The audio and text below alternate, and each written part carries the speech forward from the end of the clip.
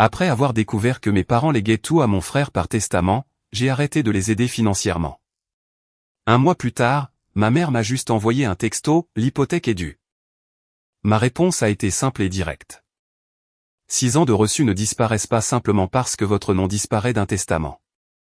Je l'ai découvert un après-midi gris à Cheyenne, assis dans mon camion devant le bureau du greffier du comté, avec une copie des documents successoraux de mes parents ouverts sur mes genoux, sentant quelque chose dans ma poitrine devenir froid et silencieux. La façon dont l'eau devient immobile juste avant de geler. Bienvenue à nouveau. Versez votre café, installez-vous, et préparez-vous car dans ces histoires, le karma trouve toujours l'adresse. Abonnez-vous pour ne jamais manquer ce qui se passe ensuite. Mon nom, Cédric Dubois, ne figurait pas à la page 4. Celui de mon frère Benoît y était, tout. La maison sur la vieille route après le vieux silo à grains à la limite du comté. Les 2 acres derrière. Ce qui restait de la pension de mon père. Même le camion dans le garage que personne ne conduisait plus. Un seul nom. Benoît. Je ne le savais pas encore, mais cet après-midi allait coûter cher à mes parents. Antoine et Anne Dubois, mariés depuis 55 ans. Les 2 personnes qui m'avaient élevé dans une maison que j'avais aidé à maintenir debout jusqu'au jour où j'ai découvert qu'elle ne serait jamais la mienne. Plus qu'ils ne l'avaient jamais imaginé qu'un morceau de papier pouvait coûter. Je gère une petite entreprise de clôture et de préparation de terrain près de Cheyenne, Dubois Terrassement et Clôture. Si vous avez vu le panneau sur l'autoroute en direction des montagnes, 22 ans dans le secteur des fondations et des poteaux vous apprendront que certaines choses semblent solides jusqu'à ce que vous vous y appuyez réellement. Il s'avère que cela s'applique aussi aux familles. Ma femme Marine fut la première à remarquer que quelque chose n'allait pas avant moi. « Tu es devenu silencieux », dit-elle ce soir-là, posant une assiette devant moi comme si elle me mettait au défi de continuer à ne pas parler. « Tu es silencieux depuis le palais de justice. »« Je vais bien, Cédric. » Elle prononça mon nom de la manière dont elle le fait quand elle sait déjà que je mens et veut juste me voir essayer. « Tu as lu ce dossier 4 fois depuis le déjeuner. » Je posai ma fourchette.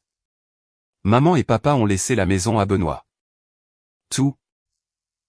Le terrain, la pension, tout. Mon nom n'y est pas. Marine ne dit rien pendant une seconde. Puis, tout. Tout. Après ce que tu as mis dans cet endroit. Sa voix monta d'une demi-octave. Après que tu aies remplacé leur système septique entier gratuitement. Après que tu aies conduit là-bas chaque semaine pendant 6 ans pour réparer tout ce que papa avait oublié comment réparer. Apparemment, ça ne compte pas beaucoup. Et le toit. Marine ne lâchait pas l'affaire. Et honnêtement, je ne voulais pas qu'elle le fasse. Quelqu'un devait le dire à voix haute parce que je n'étais pas encore prêt. Tu as passé un week-end entier là-haut à transporter des bardeaux parce que papa ne voulait pas faire appel à quelqu'un. Tu as dit qu'il faisait 38 degrés. J'ai dû t'apporter de l'eau parce que tu ne voulais pas descendre. Je me souviens. Et le camion. Tu as acheté un camion à ton père, Cédric. Tu ne lui as pas prêté de l'argent pour ça. Tu l'as acheté directement et lui as dit de ne pas s'inquiéter de te rembourser. Je me souviens de ça aussi. Alors, qu'est-ce que c'était que tout ça? De la charité? Parce que ce n'était sûrement pas un investissement, apparemment, puisque tu n'as pas un gramme d'intérêt dans une seule chose que tu as aidé à construire là-bas.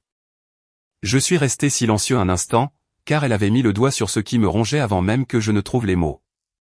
Je ne sais pas ce que c'était, admis-je. Je crois que j'ai juste supposé qu'il était entendu que prendre soin d'eux était la même chose que d'être pris en charge éventuellement. Comme si ça s'équilibrait quelque part, même si personne ne l'avait jamais dit à voix haute. Et maintenant je sais que ça ne s'équilibre pas. Ça ne va que dans une seule direction jusqu'à ce que quelqu'un l'arrête. Ont-ils dit pourquoi? Pas de conversation, pas d'avertissement. J'ai juste trouvé les documents quand je suis allé aider papa à organiser ses dossiers. Je me frottais les yeux. Ils ne m'ont même pas dit. J'ai dû le découvrir par moi-même, comme si j'étais un étranger faisant un audit. Marine s'assit en face de moi, lentement, comme si elle se donnait le temps de choisir ses prochains mots avec soin. Qu'est-ce que tu vas faire? Je ne répondis pas tout de suite parce que honnêtement, je ne savais pas, mais quelque chose en moi avait déjà commencé à bouger, comme un poteau de clôture qui bouge dans un sol mou juste avant de basculer complètement.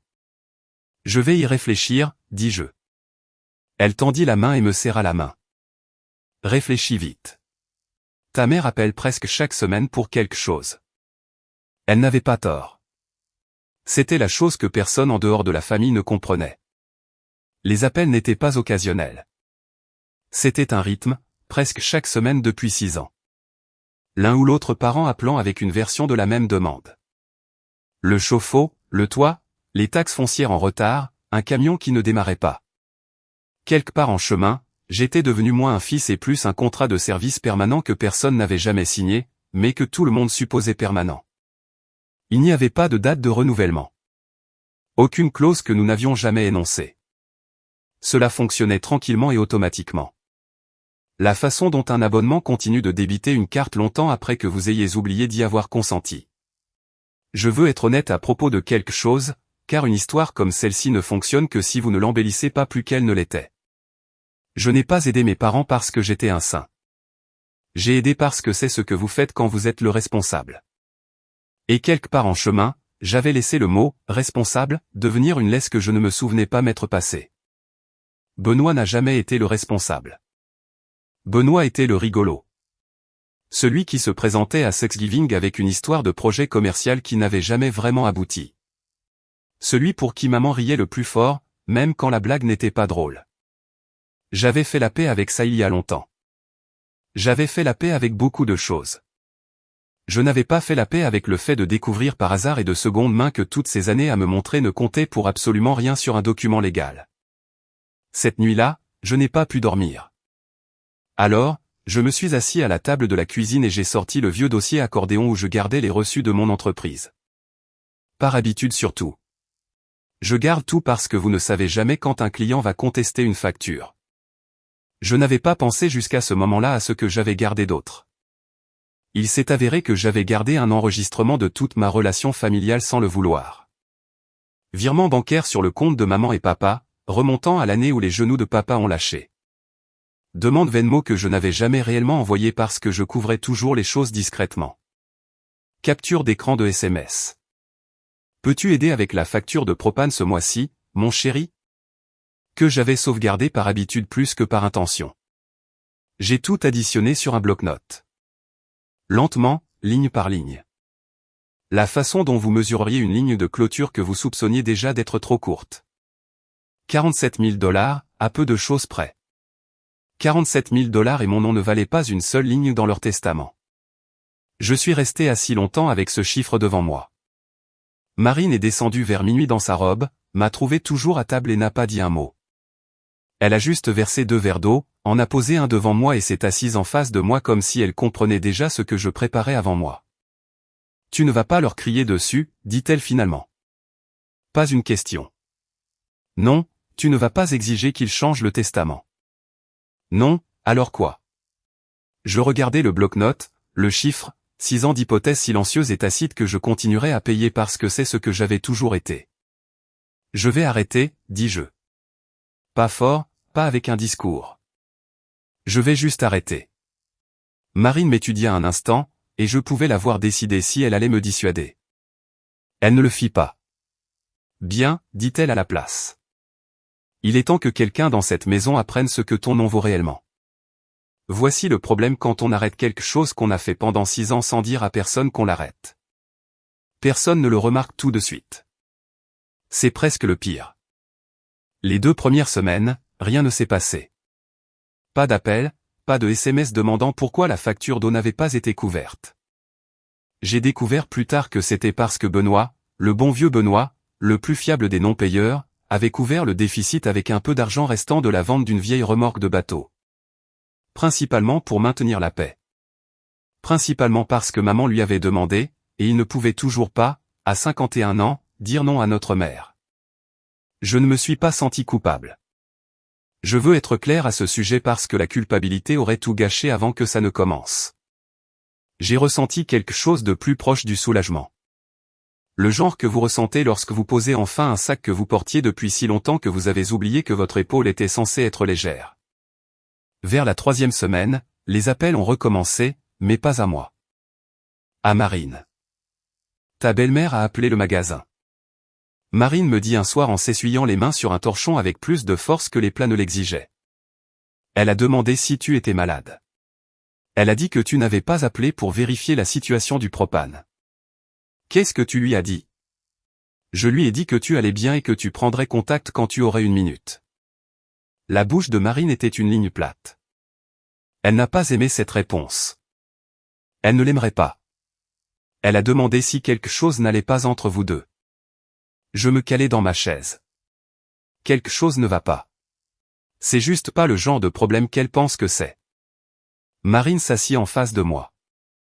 Tu ne lui as pas dit que tu savais pour le testament? Non.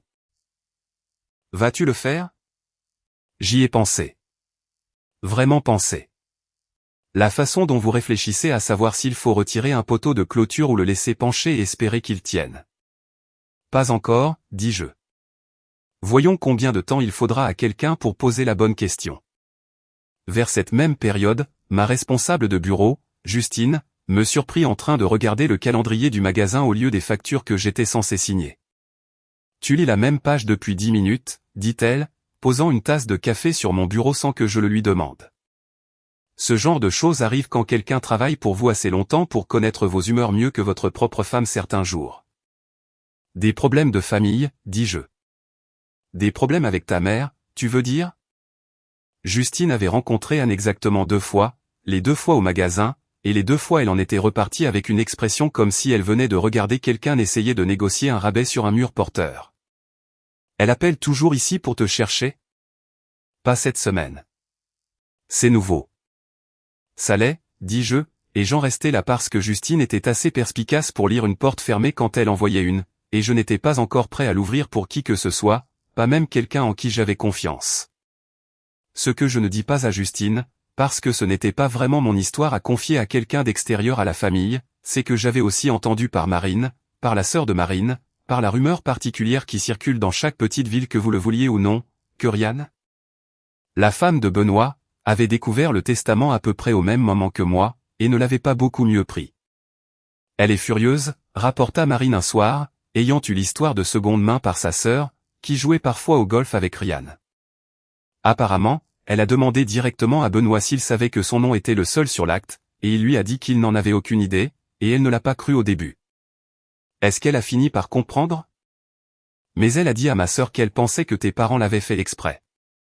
Vous montez l'un contre l'autre sans jamais avoir la conversation à voix haute, pour qu'aucun de vous ne puisse être vraiment en colère contre quelqu'un en particulier.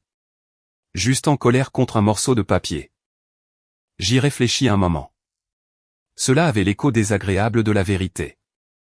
Mes parents n'avaient jamais été du genre à asseoir 2 hommes adultes et à leur expliquer une décision en face. Ils avaient toujours préféré laisser les choses se passer dans un silence feutré et laisser chacun gérer les conséquences par lui-même. La façon dont vous laisseriez une clôture s'affaisser pendant des années au lieu de simplement réparer le poteau jusqu'à ce qu'un jour elle tombe et que, d'une manière ou d'une autre, ce soit une surprise pour tout le monde autour. Un peu plus de 4 semaines après cet après-midi, devant le bureau du greffier, ma mère m'envoya un SMS. Pas de salutation. Pas de « Salut, mon chéri. Comment va le magasin ?» Juste 4 mots qui atterrirent comme une gifle. L'hypothèque est due. Je regardais ce message longtemps. Il y avait quelque chose de presque drôle dedans, d'une manière amère. La même femme qui n'avait pas pris la peine de mentionner qu'elle avait inscrit son autre fils dans chaque recoin de sa succession. Avait soudain toute l'urgence du monde quand il s'agissait de mon portefeuille. Marine regarda mon téléphone par-dessus mon épaule. Pas de « Salut, Cédric. » Pas de « Comment vas-tu ?» Juste un ordre. C'est maman, dis-je. Toujours été. Qu'est-ce que tu vas dire? J'y pensais le temps qu'il me fallut pour ouvrir mon album photo et trouver les captures d'écran que j'avais sauvegardées sans jamais avoir l'intention d'en faire un dossier. Chaque virement, ne t'inquiète pas, je m'en occupe. Chaque année où j'avais été le fils qui se montrait, je tapais 3 mots. Demandez à votre héritier. Puis, avant de pouvoir me rétracter, j'attachais le fichier, un relevé que j'avais préparé pendant cette longue nuit sans sommeil, chaque paiement, chaque contribution remontant à l'année où les genoux de papa avaient lâché. 47 000 $ présentés dans une feuille de calcul simple et ennuyeuse. Pas de commentaires, pas de colère, juste des chiffres et des dates qui parlaient d'eux-mêmes. En dessous, j'écrivis une ligne de plus. J'ai joint mes contributions depuis l'opération de papa. N'hésitez pas à les transmettre à la personne qui hérite de la maison. Je suis sûr qu'elle voudra maintenir les paiements. J'appuyai sur envoyer avant de pouvoir me raviser. Puis je posai le téléphone face contre terre sur le comptoir et sortis pour vérifier la clôture dans le pâturage sud, car un homme a besoin de faire quelque chose de ses mains quand il vient de faire exploser quelque chose qu'il ne peut pas reprendre. Je ne le savais pas encore, mais ce texte allait faire exploser des choses que je ne savais même pas encore debout. Mon téléphone commença à vibrer avant même que j'atteigne la lisière des arbres. Je le laissai sonner. Quoi que maman ait à dire, ça pouvait attendre que j'ai parcouru la clôture et que je me sois calmé suffisamment pour parler sans dire quelque chose que je regretterais. Marine m'envoya 2 SMS. Elle a aussi appelé le téléphone de la maison. Et puis 10 minutes plus tard, Cédric, elle a l'air hystérique. Tu devrais peut-être répondre. Mais je ne rentrai pas avant que la lumière ne devienne orange sur la crête.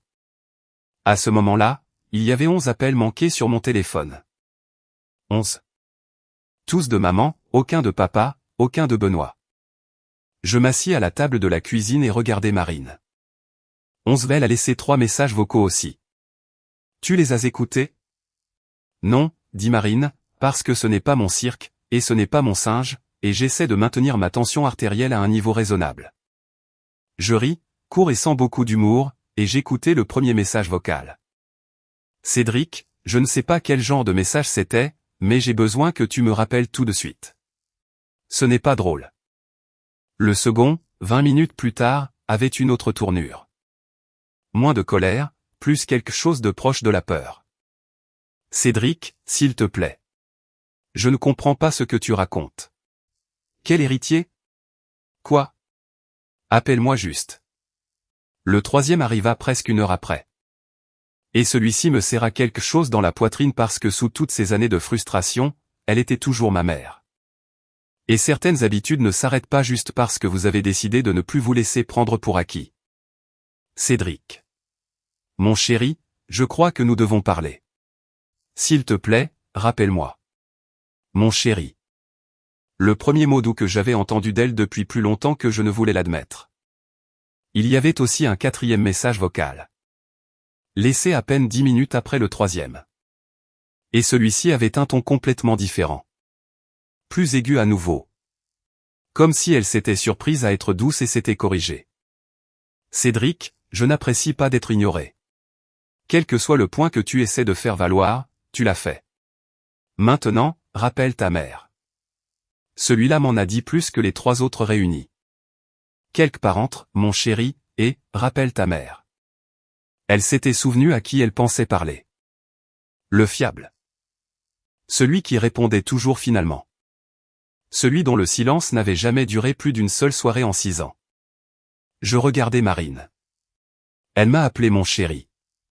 Elle a peur, dit Marine, pas méchamment. Les gens effrayés deviennent très doux quand le percepteur à l'autre bout de la ligne est quelqu'un sur qui ils pouvaient compter gratuitement. Je n'ai pas rappelé cette nuit-là. Je me suis dit que c'était parce qu'il était tard, parce que je voulais avoir l'esprit clair. Parce qu'un homme ne devrait pas avoir une conversation comme celle-ci sous l'effet de l'adrénaline. Tout cela était vrai. Il était également vrai qu'une petite partie inconnue de moi appréciait un peu. Le sentiment d'être celui dont le silence avait du poids pour une fois. L'appel auquel j'ai réellement répondu est arrivé le lendemain matin. Et ce n'était pas de maman. C'était de Benoît. Cédric. Sa voix avait cette tension particulière d'un homme qui n'avait pas dormi. Qu'est-ce que diable tu as envoyé à maman? La vérité, dis-je, sous forme de feuille de calcul. Elle est en piteux état. Papa a dû prendre ses médicaments pour la tension artérielle plus tôt. C'est quoi cette histoire d'héritier? De quoi tu parles? Et c'était là. La question que j'attendais d'entendre depuis des semaines, et c'était Benoît, de toutes les personnes, qui la posait. Tu ne sais pas, dis-je. Pas une question. Une confirmation de quelque chose que j'avais déjà soupçonné. Savoir quoi, Cédric? Tu parles en énigme. Je pris une inspiration. Benoît, à quand remonte la dernière fois que tu as regardé le testament de maman et papa? Silence sur la ligne. Assez longtemps pour que je l'entende respirer, y réfléchir. Je ne l'ai pas fait, admit-il finalement. Pourquoi l'aurais-je fait? Ce n'est pas quelque chose qu'on va regarder. Tu devrais le regarder, dis-je. Parce qu'il y a ton nom sur chaque ligne qui compte, et le mien sur aucune d'elles. Plus de silence. Je pouvais l'imaginer debout dans sa cuisine, le téléphone pressé contre son oreille, ce regard particulier qu'il avait eu depuis que nous étions enfants. Chaque fois que quelque chose tournait mal et qu'il ne l'avait vraiment pas vu venir. Ce n'est pas possible, dit-il finalement. Doucement maintenant. Cédric, je te jure, je ne savais rien de ça. Je te crois, dis-je. Et je le pensais. Parce qu'en plus de 20 ans à regarder mon frère éviter les responsabilités comme la plupart des gens évitent un fauteuil de dentiste. Je ne l'avais jamais vu tenter d'obtenir quoi que ce soit. Benoît ne complotait pas. Benoît se laissait juste porter, à l'aise, se laissant porter par les efforts des autres. Et il ne lui était jamais venu à l'esprit qu'il se laissait porter par mes efforts spécifiquement jusqu'à présent. Alors qu'est-ce qu'on fait, demanda-t-il. On ne fait rien, dis-je. Ce n'est pas ton désordre à nettoyer, et ce n'est pas le mien non plus. C'est le leur. Ils l'ont fait. Maintenant, ils vont devoir vivre avec. 2 jours après ça, maman appela directement le magasin. Justine me passa l'appel avec un regard sur son visage comme si elle me tendait un fil sous tension. Cédric. La voix de maman quand j'ai décroché était plus faible que je ne m'en souvenais. Nous devons parler en personne. Peux-tu passer? Je peux, dis-je, ce soir après la fermeture. Merci. Une pause. S'il te plaît. Je veux vous dire que j'ai senti quelque chose s'adoucir à ce moment-là, entendant ma mère me dire, s'il te plaît, pour peut-être la première fois depuis une décennie. Mais honnêtement, ce que je ressentis était plus proche de la lassitude. Vous ne dirigez pas une entreprise pendant plus de 2 décennies sans apprendre qu'un client qui devient soudain poli juste avant qu'une facture ne soit due est généralement sur le point de vous demander quelque chose, pas de vous offrir quelque chose. Je conduisis sur la vieille route après le vieux silo à grains à la limite du comté ce soir-là, le gravier projeté par le camion, la même route que j'avais empruntée 100 fois pour réparer quelque chose, financer quelque chose ou chercher quelque chose pour 2 personnes qui, apparemment, ne me considéraient pas digne d'une ligne dans leur dernière volonté. Papa était sur le porche quand je suis arrivé, assis dans la même chaise où il avait été assis d'aussi loin que je me souvienne, l'air plus vieux que la dernière fois que je l'avais réellement regardé, au lieu de juste regarder au-delà de lui vers la tâche que j'étais venu accomplir. Cédric, il me fit un signe de tête. Prudent. Comme on saluerait un chien dont on n'est pas sûr qu'il soit toujours amical. Papa. Il ne se leva pas de la chaise, ce qui était nouveau. Toute ma vie, papa s'était levé quand j'entrais sur ce porche. Une habitude des années où il dirigeait son propre atelier de soudure. Le genre de manière que vous ne perdez pas même après que vos genoux vous lâchent. Cette fois, il resta assis, les mains croisées sur son ventre, me regardant comme s'il n'était pas sûr de la version de son fils qui venait d'arriver dans l'allée. Tu t'es fait rare, dit-il finalement. J'ai été occupé. Ta mère pense que tu nous punis. Qu'est-ce que tu en penses? Papa regarda la cour un long moment. La clôture que je lui avais reconstruite 3 étés auparavant. Le cabanon que j'avais retuilé l'année où ses genoux avaient finalement lâché pour de bon. Je pense, dit-il lentement, qu'un homme ne cesse pas de se montrer sans raison. Je ne sais juste pas si quelqu'un ici t'a déjà demandé quelle était la raison. C'était à peu près aussi proche d'une excuse que j'avais jamais entendue de mon père et ça atterrit plus lourdement que je ne m'y attendais. Je ne dis rien en retour. Je hochai juste la tête une fois et entrai par la porte moustiquaire. Ta mère est à l'intérieur. Je trouvai maman à la table de la cuisine. La même table où j'avais mangé 1000 repas enfants. Une pile de papier devant elle que je reconnus avant même de m'asseoir. Les mêmes documents successoraux que j'avais trouvés des semaines plus tôt, maintenant cornés par ce qui devait être des jours à les parcourir. Assieds-toi, dit-elle, pas méchamment, pas chaleureusement non plus. Je m'assis. Je veux expliquer, commença-t-elle. Tu ne me dois aucune explication sur la façon dont tu rédiges ton testament, dis-je. Et je le pensais en grande partie. C'est votre maison, votre argent, votre choix. Alors pourquoi as-tu cessé d'aider? C'était là. La vraie question enfin posée sur la table entre nous comme quelque chose que personne d'entre nous ne voulait prendre. Parce que j'ai découvert que j'aidais depuis 6 ans comme si ça signifiait quelque chose, dis-je. Et il s'avère que ça ne signifiait pas une seule ligne sur un morceau de papier. Et j'ai décidé que j'en avais marre de payer pour un endroit où je n'ai aucun intérêt. De soutenir des gens qui ne pouvaient pas prendre la peine de me dire où j'en étais. Les mains de maman se figèrent sur les papiers. Ce n'est pas que tu ne comptes pas pour nous, Cédric. Alors pourquoi le papier dit-il que je ne compte pas? Elle n'avait pas de réponse à cela. Pas une vraie. Ce qu'elle avait à la place, c'était la même déviation douce et habituelle que j'entendais toute ma vie chaque fois que quelque chose d'inconvenant se présentait. Ton frère avait plus besoin de sécurité. Il n'a jamais eu ta stabilité, ton entreprise. Nous pensions que. Vous pensiez que je m'en sortirais sans, dis-je. Parce que je m'en suis toujours sorti. Parce que je suis celui qui ne se plaint pas. Alors vous avez récompensé le fils qui se plaint le moins en ne lui donnant rien et le fils qui n'a jamais rien demandé en lui donnant tout. Et d'une manière ou d'une autre, vous avez abouti à la conclusion opposée de ce que tout cela aurait dû vous apprendre. Les yeux de maman étaient maintenant humides et une vieille partie de moi usée voulait tendre la main à travers la table et lui dire que c'était bon. Que je trouverais une solution. Que je couvrirais l'hypothèque comme j'avais tout couvert pendant 6 années consécutives. Je ne le fis pas. Je restai très immobile et laissai le silence s'étirer parce que j'avais appris quelque chose pendant ces 4 semaines à ne pas répondre tout de suite. Le silence dit des choses que les mots ne peuvent pas. Et parfois, la chose la plus gentille que vous puissiez faire pour une personne qui a passé toute votre vie à supposer que votre aide était acquise est de la laisser s'asseoir une minute dans un monde où elle ne l'est pas. L'hypothèque, dit-elle finalement. Doucement, Cédric. Nous allons perdre la maison. Je sais, dis-je. J'ai lu les mêmes papiers que toi. Ne vas-tu pas aider? Juste cette fois encore, le temps que nous trouvions une solution. Maman, je gardai ma voix stable parce que l'élevé aurait donné l'impression de lui donner quelque chose contre quoi se battre. Et je ne voulais rien lui donner du tout. Combien de fois ai-je entendu juste cette fois encore au cours des 6 dernières années? Elle ne répondit pas. Je veux que tu comprennes quelque chose, dis-je. Ce n'est pas moi qui vous punis pour le testament.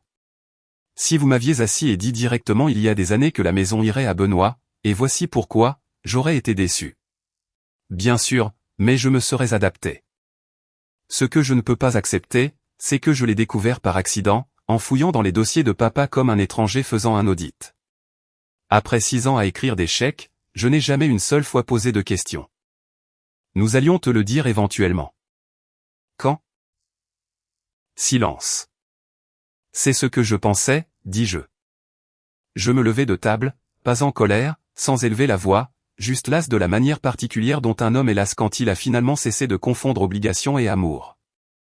Demandez à votre héritier, dis-je, et je retournai sur le porche où papa était toujours assis dans la même chaise, regardant toujours la ligne de clôture comme si elle pouvait contenir une réponse écrite quelque part dans les poteaux. Tu pars, dit-il. Pas une question. Je pars, Cédric. Il leva les yeux vers moi et pendant une seconde je vis quelque chose sur son visage que je n'avais pas vu depuis que j'étais enfant. Pas tout à fait de la peur, mais proche. Y a-t-il quelque chose qui te ferait changer d'avis? J'ai réfléchi à cette question plus longtemps qu'il ne s'y attendait probablement. Non, dis-je finalement. Pas ce soir. Peut-être jamais. Je pense que toi et maman allez devoir régler ça par vous-même, papa. Ce n'est pas de la cruauté de ma part. C'est moi qui vous crois enfin capable de le faire. Il n'eut rien à dire à cela. Je le laissai sur le porche et rentrai chez moi dans le noir, passant le vieux silo à grains, passant le virage où j'avais l'habitude de ralentir par habitude parce que je savais que je serais de retour dans la semaine pour une raison ou une autre. Je ne ralentis pas cette fois-ci. En rentrant chez moi ce soir-là, je me retrouvai à penser à l'ancien atelier de soudure d'Antoine, celui qui avait fermé quand Benoît et moi étions encore adolescents, avant que nous ne comprenions ce qu'il en coûtait à un homme de voir quelque chose qu'il avait construit de ses mains lui échapper. J'avais passé la moitié de mon enfance dans cet atelier, balayant les copeaux de métal du sol en béton pour $1 de l'heure, regardant mon père manier un chalumeau avec une constance qui semblait à un enfant être la chose la plus proche de la magie qu'une personne pouvait apprendre. Benoît n'avait jamais beaucoup aimé l'atelier. Trop bruyant, trop chaud, trop d'attente que quelque chose d'intéressant se produise. Mais j'avais adoré. Et je pense qu'une partie de la raison pour laquelle j'ai fini par créer une entreprise à partir de la terre et des poteaux de clôture au lieu de quelque chose de plus propre, c'est que je voulais, d'une manière ou d'une autre, être le genre d'homme qui construisait des choses de ses mains comme mon père. Je ne le savais pas encore, mais l'échec de cet atelier, il y a 30 ans, contenait encore un secret, un que je n'apprendrai que lorsque Benoît s'assiérait en face de moi dans un restaurant quelques jours plus tard avec un regard sur son visage comme s'il avait vieilli de 5 ans en une seule semaine. Pour l'instant, en rentrant chez moi dans le noir, tout ce que j'avais, c'était le souvenir de l'endroit lui-même et le sentiment inconfortable qu'il y avait plus d'éléments enfouis dans les finances de mes parents que la vérité que l'un ou l'autre de leurs fils n'avait jamais apprise.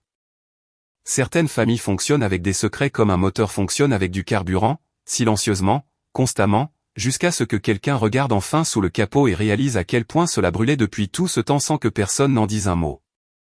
Je ne le savais pas encore, mais cette conversation à la table de la cuisine a mis en marche quelque chose qui n'avait plus rien à voir avec moi.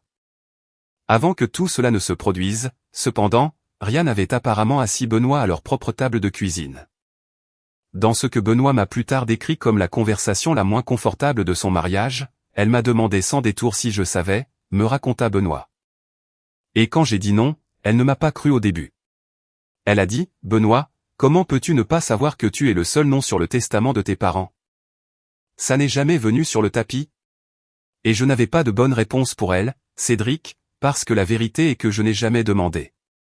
Pas une seule fois. Il ne m'est jamais venu à l'esprit de demander. Pourquoi le ferait-il, dis-je. Tu n'as jamais eu à demander quoi que ce soit. Les choses t'arrivaient simplement. Benoît grimaça, mais il ne discuta pas. Ryan a dit la même chose, mot pour mot. Elle a dit, tu as passé toute ta vie à supposer que les choses s'arrangeraient, et elles l'ont généralement fait, et maintenant tu découvres que la raison pour laquelle elles se sont arrangées. C'est parce que ton frère s'en assurait discrètement. Je n'ai pas aimé l'entendre. Mais elle n'avait pas tort. Qu'est-ce que tu lui as dit ?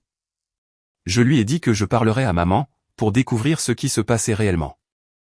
Il secoua la tête.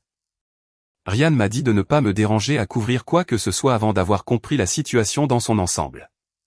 Elle a dit qu'elle n'allait pas nous regarder vider nos comptes d'épargne pour soutenir une maison dont nous ne connaissions même pas l'état réel. Femme intelligente, plus intelligente que moi la plupart des jours, admit Benoît. Benoît appela maman le lendemain, et d'après ce qu'il m'a raconté après, assis en face de moi dans un restaurant au bord de l'autoroute quelques jours plus tard, ressemblant à un homme qui avait porté un lourd rocher en montée pendant une semaine entière. La conversation n'avait pas été aussi douce que la mienne. Je lui ai demandé directement, me dit-il, faisant tourner sa tasse de café lentement sans en boire. J'ai dit, maman, est-ce vrai ? La maison n'est-elle vraiment qu'à mon nom ? Et elle a commencé à pleurer avant même de répondre, ce qui, tu sais, maman, c'est pratiquement une confession. Qu'est-ce qu'elle a dit ? Elle a dit qu'il l'avait fait parce que l'avocat de papa, celui du bureau du centre-ville, Maître Pession, tu te souviens de lui, leur avait dit que ce serait plus propre pour la succession de passer à une seule personne plutôt que de la diviser. Et puisque j'étais celui avec des finances moins établies, Benoît fit des guillemets aériens autour de l'expression comme si elle avait mauvais goût dans sa bouche, ils ont pensé qu'il était plus logique de protéger mon avenir que le tien parce que le tien était déjà sûr. Donc, parce que j'ai construit quelque chose de stable, je suis puni pour cela. En gros. Benoît se frotta le visage. Cédric, je veux que tu saches que je n'ai jamais rien demandé de tout ça. Je ne savais même pas que le testament existait sous cette forme. Je me sens mal. Je te crois, dis-je à nouveau. Parce que je le croyais. Mais voici le problème, continua Benoît. Se penchant en avant, je suis allé parler à Maître Pession moi-même parce que quelque chose dans toute cette histoire ne me semblait pas juste, la façon dont maman l'avait expliqué. Et Maître Pession m'a dit quelque chose que maman a commodément omis. Je posai mon café. Qu'est-ce que c'est ? La maison a une deuxième hypothèque. Une que maman et papa ont contractée il y a environ 3 ans. Juste au moment où tu as commencé à couvrir plus de leurs factures. Maître Pession a dit qu'il l'avait utilisée pour rembourser certaines vieilles dettes commerciales de l'atelier de soudure de papa qui avait fait faillite il y a longtemps et qu'il ne nous avait jamais dit à aucun de nous.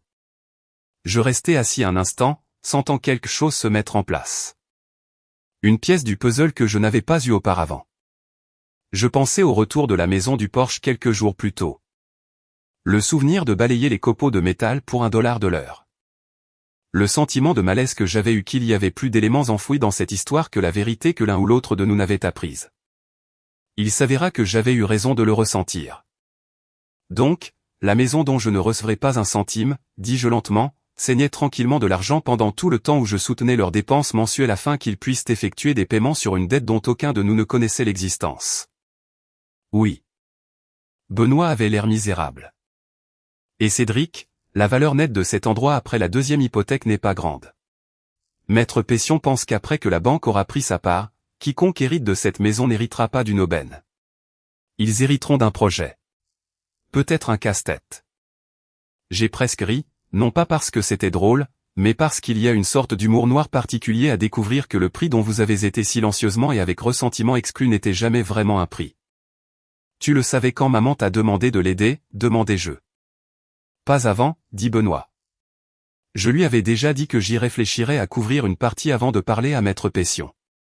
Et maintenant, Benoît me regarda fixement, le plus sérieusement que je l'ai vu depuis des années. Maintenant, je lui ai dit non. Comme toi. Nous restâmes assis un moment, le restaurant presque vide autour de nous, la serveuse remplissant nos cafés sans qu'on le lui demande parce qu'elle avait clairement compris que deux hommes adultes avaient le genre de conversation qui n'avait pas besoin d'être interrompu. Puis-je te demander quelque chose, dit Benoît finalement. Vas-y. Tu le regrettes? Tout ça? Les années à conduire là-bas, à réparer des choses, à couvrir des factures que personne ne t'a jamais remboursées? J'y réfléchis plus longtemps qu'il ne s'y attendait probablement. Non, dis-je finalement. Je ne regrette pas d'avoir aidé. Je pense qu'aider était la bonne chose à faire à l'époque avec les informations que j'avais. Ce que je regrette, c'est de ne pas avoir posé de questions plus tôt, de ne pas avoir demandé à quoi tout cela menait. J'ai juste supposé la bonne foi et j'ai laissé cette hypothèse fonctionner pendant 6 ans sans jamais la confronter à la réalité. Et maintenant que tu l'as confrontée, maintenant, je sais exactement ce que ça valait, dis-je. Et je ne suis pas intéressé à donner plus de mon temps, à découvrir que ça vaut encore moins que ce que je pensais. Benoît hocha lentement la tête, y réfléchissant. Ryan dit que j'ai le même problème, supposer la bonne foi sans jamais la vérifier. C'est peut-être juste comme ça que nous avons été élevés, dis-je. Personne dans cette maison ne s'est jamais expliqué. On apprenait juste à remplir les blancs avec ce qui rendait la journée la plus facile à traverser. Eh bien, dit Benoît, levant sa tasse de café comme si c'était quelque chose à célébrer. À ne plus remplir de blanc. Je cognai ma tasse contre la sienne, et pour la première fois depuis cet après-midi gris devant le bureau du greffier, quelque chose dans ma poitrine se relâcha légèrement. Non pas parce que quoi que ce soit avait été résolu avec nos parents, mais parce que quelque chose avait, pour la première fois depuis longtemps, réellement été résolu entre nous deux. On pourrait penser qu'après cela, les choses se seraient tues pour de bon. Ce ne fut pas le cas. Maman rappela Marine, cette fois-ci en essayant une approche différente, plus douce, presque implorante, expliquant que la santé de papa n'était plus ce qu'elle était. Que le stress de l'hypothèque aggravait les choses. Que la famille était censée signifier quelque chose même lorsque les formalités administratives se compliquaient. Marine, Dieu la bénisse, tint bon sans jamais élever la voix. Je comprends que vous traversez une période difficile, dit-elle à maman, debout dans notre cuisine avec le téléphone en haut-parleur pour que je puisse entendre chaque mot. Mais Cédric a pris sa décision, et je la soutiens complètement. Si vous voulez de l'aide, je vous suggère de parler à celui que votre avocat a désigné pour hériter de la propriété. C'est cruel de dire ça, dit maman, la voix brisée. Ce n'est pas cruel, dit Marine. C'est cohérent. C'est vous qui avez décidé qui obtient quoi. Nous sommes juste ceux qui l'avons enfin remarqué. Il y eut un long silence sur la ligne, puis maman dit quelque chose qui me marqua longtemps après. Je ne pensais pas que tu arrêterais réellement. Et c'était là. Toute la chose mise à nu en une phrase honnête. Non pas qu'elle pensait que je ne méritais pas d'être en colère. Non pas qu'elle pensait que m'exclure était juste qu'elle n'avait jamais vraiment imaginé que le travail gratuit et le soutien mensuel silencieux s'arrêteraient un jour. Parce que ça n'avait jamais été le cas avant. Pas en 6 ans. Pas à travers chaque plainte et chaque excuse et chaque fois qu'elle appelait sans salutation et sans petite conversation, juste un besoin à satisfaire. Elle pensait que je continuerais à payer quoi qu'elle mette sur papier. C'est la partie qui m'a appris tout ce que je devais savoir sur le peu que l'absence de mon nom sur ce testament lui avait réellement coûté. Jusqu'au moment où cela a commencé à lui coûter quelque chose de réel. Je sais que tu ne l'as pas fait, dis-je, prenant le téléphone de Marine. C'est un peu le but, maman. Maman ne s'arrêta pas là. Au cours des 2 semaines suivantes, elle essaya des angles que je n'avais pas anticipés. Chacun un peu plus pointu que le précédent. Comme si elle parcourait une liste mentale de leviers qui avaient l'habitude de me faire bouger et n'avait pas encore accepté qu'aucun d'eux ne fonctionnait plus. Elle essaya d'abord la culpabilité, un long SMS sur le déclin de la santé de papa, sur le fait que le stress n'était pas bon pour un homme de son âge, sur le fait qu'elle espérait que je pourrais vivre avec moi-même si quelque chose lui arrivait. Je le lus 2 fois et ne répondis pas parce que j'avais appris depuis que répondre à la culpabilité ne faisait que la nourrir. De la même manière qu'argumenter avec un poteau de clôture ne le fait pas se tenir plus droit. Elle essaya ensuite la nostalgie, en voyant une vieille photographie de nous deux, moi, peut-être âgé de 8 ans, assis sur l'établi de papa dans le garage de l'ancien atelier de soudure, souriant comme si je n'avais aucun souci au monde. En dessous, elle avait écrit « Tu te souviens quand les choses étaient simples ?» Je montrai celle-ci à Marine. « Qu'est-ce que tu vas dire ?» demanda-t-elle. « Rien, dis-je. Les choses étaient simples à l'époque parce que j'avais 8 ans et que je ne savais pas ce qu'était un testament. Ce n'est pas un argument pour quoi que ce soit, sauf peut-être que l'enfance se termine. Finalement, vers la fin de cette période, elle essaya quelque chose qui faillit fonctionner plus qu'elle ne le réalisait probablement. Elle appela et demanda discrètement, sans tout le drame précédent, si je la considérais toujours comme ma mère. Cela me resta en tête quelques jours avant que je ne réponde. Bien sûr que je le fais, lui dis-je quand je la rappelai enfin, mon seul appel téléphonique à elle pendant toute cette période. Ce n'est pas ce qui est en question ici. Ce qui est en question, c'est si tu es prête à me traiter comme ton fils au lieu de ton filet de sécurité. Ce ne sont pas la même chose. Et pendant 6 ans, tu n'as jamais eu à faire la différence parce que je ne t'ai jamais obligé. Alors c'est une punition. Non, dis-je, c'est une correction. Il y a une différence, même si ça ne semble pas en être une de là où tu es. Elle n'eut rien à dire à cela. Et pour la première fois depuis que le testament avait été révélé, le silence à l'autre bout de la ligne ne ressemblait pas à de la colère ou de la peur. Il semblait, juste un instant, qu'elle pouvait réellement m'entendre. Cela ne dura pas. La semaine suivante, les appels reprirent. Cette fois-ci à propos de la banque qui envoyait des avis officiels. Je me retrouvai au bureau de Maître Pession en ville. Environ 2 semaines après cet appel. Non pas parce que je voulais quoi que ce soit de la succession. Je tiens à être clair à ce sujet car il ne s'agissait jamais de récupérer un morceau d'une maison dont j'avais déjà décidé que je n'avais pas besoin, mais parce que Benoît m'avait demandé de l'accompagner lorsqu'il irait refuser formellement de couvrir toute portion de la 2e hypothèque. Et qu'un instinct fraternel me disait qu'il ne devrait pas assister à cette réunion seul. Maître Pession était un homme âgé, prudent avec ses mots de la manière particulière des avocats après des décennies à voir des familles se déchirer pour des choses qui étaient autrefois de l'amour et qui avaient tourné en litige de propriété. « Je veux être direct avec vous deux, dit-il, joignant les mains sur le bureau. Anne et Antoine sont dans une position difficile.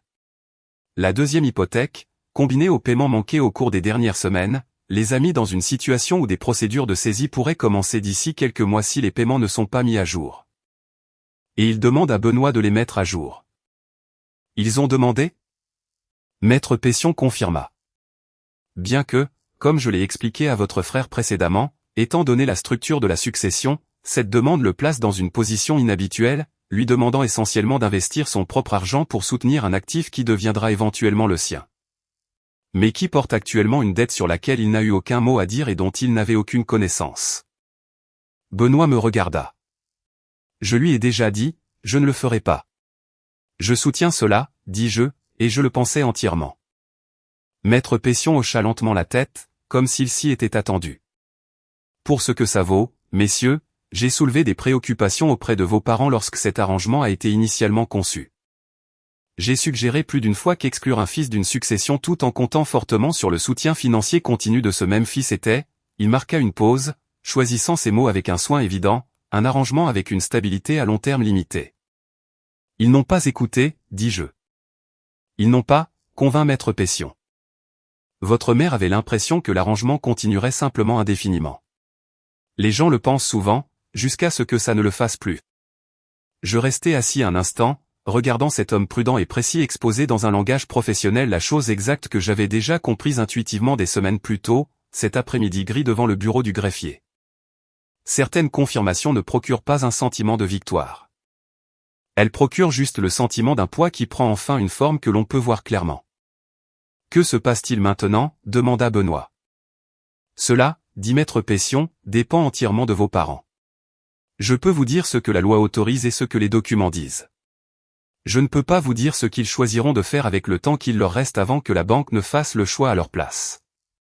Les mois passèrent comme ils le font lorsque vous avez fait la paix avec une décision au lieu de la remettre en question chaque jour. Les feuilles passèrent du vert alors et disparurent entièrement sur les peupliers le long de la vieille route. Et quelque part pendant cette période, la maison qui n'avait jamais porté mon nom cessa d'être mon problème à résoudre. J'ai appris des choses de seconde main, comme on le fait avec la famille dont on a pris ses distances. Papa était allé parler à la banque lui-même, apparemment pour essayer de négocier un plan de paiement modifié seul sans demander un sou à l'un de ses fils. J'ai entendu dire qu'il avait repris un travail à temps partiel à 76 ans. Quelque chose qu'il avait juré de ne plus jamais faire après que ses genoux aient lâché pour de bon, juste pour maintenir les lumières allumées. J'ai ressenti quelque chose quand j'ai entendu cela. Je ne prétendrai pas le contraire, mais je veux être honnête ici aussi. Parce qu'une histoire comme celle-ci n'a de sens que si vous n'enlevez pas les parties difficiles pour vous faire paraître meilleur que vous ne l'étiez. Je n'ai pas appelé. Je n'ai pas offert d'aide. Je l'ai laissé comme ça. Parce que voici la chose.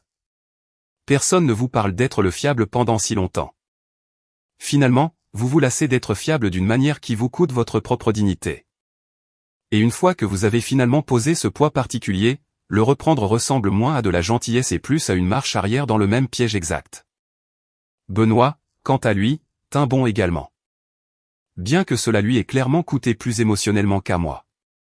Il m'appela un soir, la voix rauque, et me dit que maman avait essayé un nouvel angle, lui disant que s'il n'aidait pas, elle envisagerait de changer le testament une dernière fois, l'excluant entièrement, laissant la maison à personne.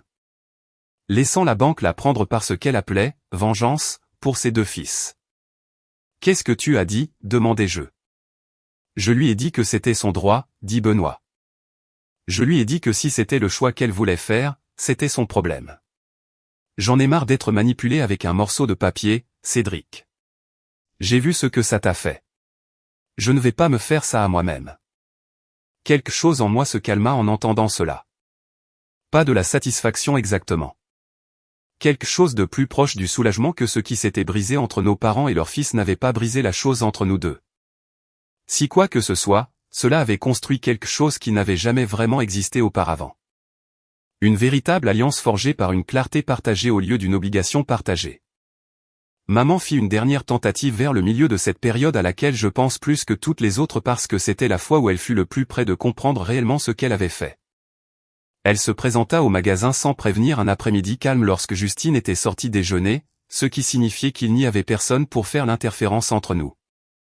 J'entendis la clochette au-dessus de la porte et lever les yeux d'une facture de client pour la trouver debout là dans son bon manteau.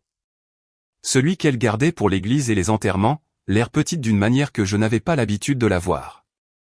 Cédric, maman, je posai mon stylo. Tu as fait tout ce chemin. Je voulais parler quelque part.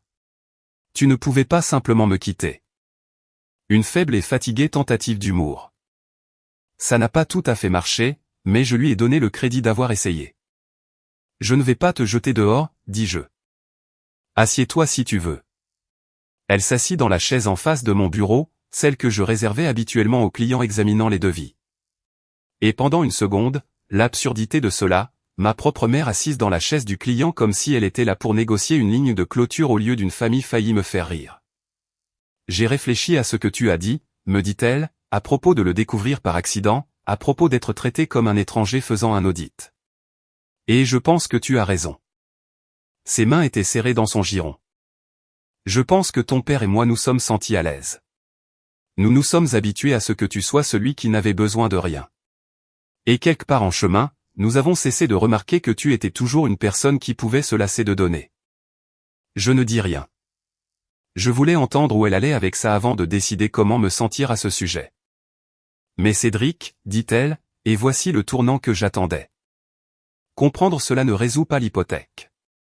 Cela n'arrête pas la banque. Je ne te demande pas de nous pardonner aujourd'hui. Je te demande de nous aider à garder la maison et nous pourrons nous occuper du reste après. C'était là. Même son excuse avait une facture attachée. Maman, dis-je aussi doucement que je le pouvais, tu viens de me dire que tu comprends enfin ce que 6 ans d'être pris pour acquis ont ressenti. Et dans le même souffle, tu me demandes de retourner à être pris pour acquis, juste avec de meilleures manières cette fois. Son visage se froissa légèrement. Ce n'est pas ce que je voulais dire. Je pense que c'est exactement ce que tu voulais dire, dis-je. Je ne pense pas que tu l'aies dit cruellement. Je pense que tu l'as dit par habitude, mais c'est quand même ce que tu voulais dire. Elle quitta le magasin quelques minutes plus tard sans un autre mot, et je restai assis à mon bureau longtemps après que la clochette au-dessus de la porte se soit tue, ressentant quelque chose qui n'était pas tout à fait de la tristesse et pas tout à fait du soulagement. Juste la douleur particulière de regarder quelqu'un presque arriver à une vérité, puis reculer au dernier moment parce que la vérité coûtait plus cher qu'il n'était prêt à payer. Vers la fin de cette année-là, une lettre arriva chez moi, une vraie lettre, manuscrite, ce qui me dit avant même que j'ouvre l'enveloppe que ce n'était pas maman qui écrivait un SMS sans salutation et sans petite conversation. C'était quelque chose qu'elle avait mûri. Marine me regarda la lire à la table de la cuisine, la même table où tout cela avait commencé avec un bloc-notes et un chiffre qui ne me quittait pas. La lettre disait en substance que maman comprenait maintenant ce que l'arrangement m'avait coûté, qu'elle regrettait la façon dont le testament avait été géré, qu'elle souhaitait que les choses se soient passées différemment. Et qu'elle espérait qu'avec le temps nous pourrions retrouver quelque chose qui ressemblait à ce que nous avions eu auparavant. Elle ne disait pas que le testament avait été changé. Elle ne disait pas que la maison était toujours la leur, ou que la banque n'avait pas déjà entamé des procédures, ou qu'une quelconque partie de la situation que Benoît et moi avions regardé se dérouler à distance s'était réellement résolue comme elle l'espérait. Juste en écrivant qu'elle était désolée. Je la lus 2 fois. Puis je la pliai et la posai. Alors, demanda Marine. Elle est désolée, dis-je. Elle n'a pas dit qu'elle changeait quoi que ce soit, juste qu'elle était désolée. Vas-tu répondre? Je restai longtemps avec cette question, plus longtemps que presque toutes les questions de toute cette épreuve. Parce qu'une partie de moi, la partie qui avait été la fiable pendant près de 2 décennies, voulait répondre quelque chose de gracieux, quelque chose qui nous permettrait à tous les deux de prétendre que cela pouvait encore être aplani pour retrouver la forme qu'il avait autrefois. Mais je pensais à cet après-midi gris devant le bureau du greffier. Je pensais aux 11 appels manqués et à un SMS sans salutation. Je pensais à une mère qui avait dit clairement qu'elle n'avait jamais pensé que j'arrêterais réellement. Non pas qu'elle pensait que c'était mal de m'exclure, juste qu'elle comptait sur mon silence pour être permanent. Non, dis-je, finalement. Je ne vais pas répondre. Marine ne discuta pas. Elle tendit juste la main à travers la table et me prit la main comme elle l'avait fait cette première nuit sans sommeil avec le bloc-notes entre nous. Bien, dit-elle. Certaines portes n'ont pas besoin d'être claquées. Elles ont juste besoin de rester ouvertes assez longtemps pour que les gens voient qu'il n'y a plus rien qui les attend de l'autre côté. Épilogue: ce que la piste papier m'a apporté. La maison sur la vieille route a été vendue aux enchères l'année suivante. Pas à la famille, pas à un étranger avec un cœur pour le sentiment. Juste à un promoteur cherchant à aplanir quelques acres et à y construire quelque chose de nouveau. J'en ai entendu parler par Benoît qu'il a entendu de Maître Pession sur le même ton professionnel et prudent que l'avocat utilisait pour tout. Je ne suis pas allé aux enchères. Benoît, lui, y est allé, debout au fond d'une petite foule d'étrangers dans un terrain de gravier, regardant la maison qu'on lui avait remise sur papier et qu'il n'avait jamais réellement voulu partir pour un prix qui couvrait à peine ce qui était du dessus. Il m'a dit après qu'il n'y avait pas eu beaucoup de cérémonies. Pas de marteau, pas de pause dramatique, juste un commissaire-priseur qui égrenait les chiffres si vite que la plupart des gens sur le terrain vérifiaient leur téléphone la moitié du temps. Le représentant des promoteurs signa des papiers, serra une main, et c'était tout. 6 ans de travail silencieux et impayé, parti chez un étranger qui allait raser l'endroit et y construire quelque chose qui n'avait jamais connu aucun de nous. « Comment te sens-tu » demandai-je à Benoît au téléphone ce soir-là. Plus léger, admit-il, ce qui semble étrange à dire à voix haute, mais c'est comme ça. Je n'ai jamais voulu cette maison, Cédric. Je n'ai même jamais voulu être celui sur qui elle tombait. Je pense que je suis plus soulagé qu'autre chose qu'elle soit juste partie. Pas mon problème, pas le tien. Plus rien qui ne plane au-dessus de nous. Je connais ce sentiment, dis-je, et je le pensais plus qu'il ne le réalisait probablement. Maman et papa ont déménagé dans un endroit plus petit en ville après cela, plus près de Benoît, plus loin de moi, et cela semblait approprié, tout compte fait. Papa a continué son travail à temps partiel un peu plus longtemps que sa nièce ne l'aurait probablement voulu. Et maman, d'après ce que j'entends, s'est installée dans une vie plus petite que celle qu'elle a passé des décennies à supposer qu'elle aurait toujours quelqu'un d'autre pour la soutenir. Je l'ai revue une fois de plus près d'un an après ce jour au magasin, à une station-service sur l'autoroute, de toutes les choses. Elle remplissait son réservoir 3 pompes plus loin que la mienne. Et pendant une seconde, aucun de nous ne bougea comme deux personnes qui avaient répété ce moment exact dans leur tête sans jamais s'attendre à le vivre réellement. Cédric, dit-elle finalement, maman, aucun de nous ne traversa la distance entre les pompes. Elle avait l'air plus âgée que la dernière fois que je l'avais vue. Plus mince d'une manière qui n'avait rien à voir avec un régime et tout à voir avec une année à apprendre à se débrouiller avec moins. Un vieux réflexe en moi voulait lui demander si elle mangeait assez, si le nouvel endroit était assez chaud, si les genoux de papa tenaient bon. Le même réflexe qui m'avait fait rouler jusqu'à cette maison chaque semaine pendant 6 ans sans jamais qu'on me le demande. Je ne posais aucune de ces questions. Elle semblait vouloir dire quelque chose de plus. Je pouvais le voir travailler derrière ses yeux. Une phrase qu'elle essayait de construire et abandonnait à mi-chemin comme elle le faisait toujours quand elle choisissait entre la vérité et la version de la vérité qui lui coûtait moins cher. Au final, elle ne le dit pas. Quoi que ce fût, peut-être qu'il n'y avait pas de version qui ne remette pas une facture sur la table. Peut-être que pour une fois elle comprenait cela aussi. Prends soin de toi, dis-je à la place, et je remontai dans mon camion et ne regardai pas dans le rétroviseur pour voir si elle me regardait quitter le parking. Certaines choses, vous n'avez pas besoin de les voir pour savoir qu'elles se sont produites. Benoît m'appelle toujours de temps en temps, et nous nous retrouvons toujours dans ce même restaurant au bord de l'autoroute. Deux frères qui ont découvert à leurs dépens à quoi ressemblait réellement sur papier l'idée de justice de leurs parents, et qui ont décidé, séparément, mais ensemble, qu'ils n'étaient pas intéressés à payer cette justice 2 fois. Ryan et Marine sont devenus proches d'une manière qu'elles n'avaient jamais vraiment réussi avant tout cela. Elles comparaient leurs notes autour d'un café sur les belles-mères et les hypothèques et l'épuisement particulier d'aimer des gens qui ne vous remarquent que lorsque la facture est due. Je ne me sens pas coupable pour la feuille de calcul. Je ne me sens pas coupable pour les 3 mots que j'ai envoyés par SMS ce jour-là. Demandez à votre héritier, ou le silence qui a suivi ou les 11 appels manqués que j'ai laissés sonner dans le vide. Ou la lettre à laquelle je n'ai jamais répondu, ou la femme en bon manteau que j'ai laissé sortir de mon magasin sans la poursuivre. Ce que je ressens surtout est quelque chose de plus silencieux que la vengeance et de plus stable que la colère. Je me sens comme un homme qui a finalement cessé de confondre être nécessaire avec être valorisé et qui a découvert, 47 000 $ et un après-midi gris à la fois, exactement ce que son nom valait sur le papier. Il s'est avéré qu'il valait tout jusqu'à ce qu'il ne vaille plus une seule ligne. Et une fois que j'ai compris cela, j'ai cessé de payer la différence pour de bon et sans un seul regret quant à l'endroit où cela laissait les 2 personnes qui m'ont finalement appris exactement combien mon silence avait toujours valu pour elles. Les gens me demandent parfois, les rares qui connaissent toute l'histoire, si je pense qu'il existe encore une version où tout se répare. Une future table de dîner, une excuse enfin prononcée assez clairement pour avoir de l'importance, une réconciliation silencieuse des années plus tard une fois que le temps aura suffi pour que la piqûre s'estompe. Je ne pense pas qu'il y en ait. Non pas parce que je suis incapable de pardonner en général. J'ai pardonné beaucoup de choses à beaucoup de gens au fil des ans. Des petites offenses et des erreurs honnêtes qu'il ne m'a rien coûté de laisser partir. Mais le pardon n'a de sens que lorsque l'autre partie comprend ce qu'elle demande à être pardonnée. Et chaque fois qu'Anne s'approchait de cette compréhension, elle tendait la main vers la facture avant même de finir de tendre la main vers la vérité. Une femme en bon manteau assise sur la chaise de mon client me disant qu'elle comprenait enfin ce que 6 ans d'être pris pour acquis avaient ressenti et demandant ensuite dans le même souffle d'être prise pour acquise une fois de plus.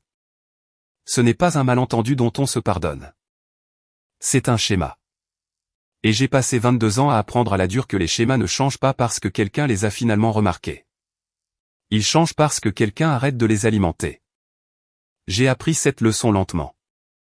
Une facture et une faveur à la fois jusqu'à ce qu'un seul après-midi devant le bureau du greffier me présente enfin la facture entière d'un coup, exposée assez clairement pour que même moi je ne puisse plus me disputer avec. J'ai arrêté. Et je n'y retournerai pas. Pas pour une hypothèque, pas pour une lettre, pas pour une mère en bon manteau debout dans un parking de station-service, l'air plus petite que je ne m'en souvenais. Certaines clôtures, une fois tombées, ne valent pas le coup de les remettre debout. On laisse la terre les reprendre et on construit sa vie de l'autre côté de la ligne à la place.